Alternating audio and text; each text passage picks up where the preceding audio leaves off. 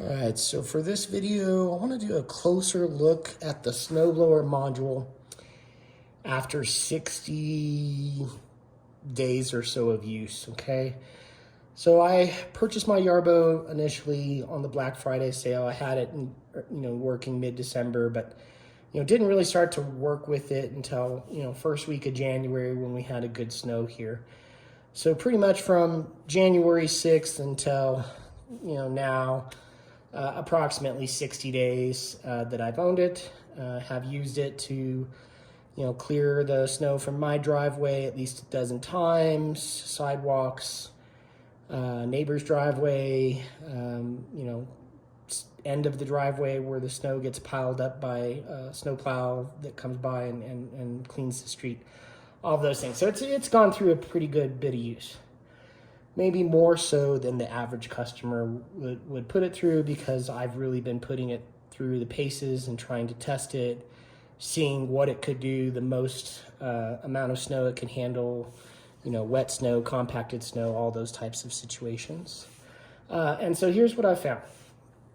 First, when blowing the snow around here in my yard, I have a lot of crushed granite and other little kind of pebbles and rocks and things that tend to,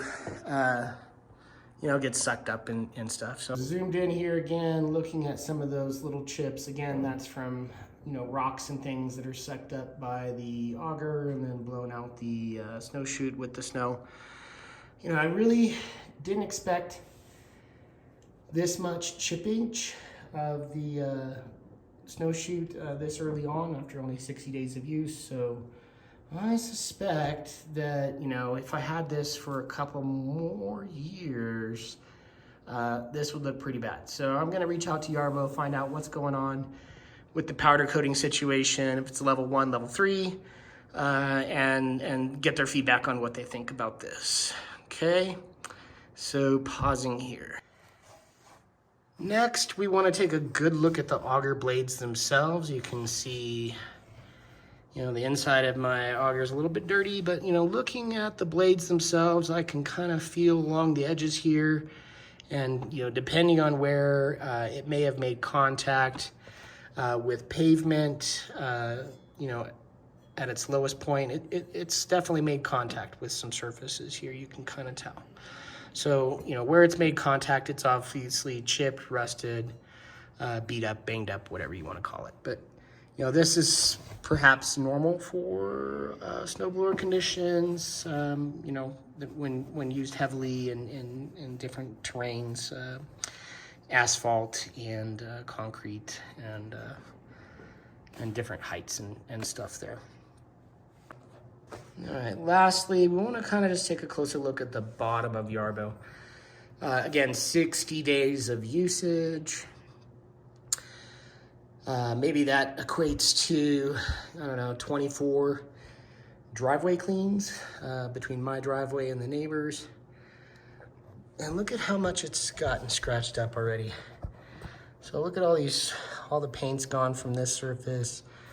The scraper bars, good and scratched up. And I have been using the snowshoes and trying to keep those set to where they can offer the most kind of protection. But happy again to have received my new Yarbo. No scratches, snowshoes intact. I'm gonna be kind of lowering my snowshoes, making sure that I'm getting the most out of those with this new one, to make sure that it doesn't get damaged like the other one, and I can get as much life as I possibly can out of that scraper bar that I'm assuming this whole piece gets replaced when you replace that scraper bar. So yeah, that's kind of my review for 60 days on the snowblower module. I guess one last tip is don't sell your old snowblower. It did take Yarbo about a week to send me a replacement. The belts, replacement parts for the repair I needed were not readily available online for purchase. You know, had it been snowing a bunch and I was out of commission, I wouldn't have had a way to, you know, remove any snow. So I'm glad I kept my old snowblower as well while, you know, working out these warranty repair issues with Yarbo. So that's just my last little tip for anybody that decides to purchase an autonomous snowblower. Could have problems here and there, and if it does, you want to be prepared. All right, that's my final comments. Have a good day.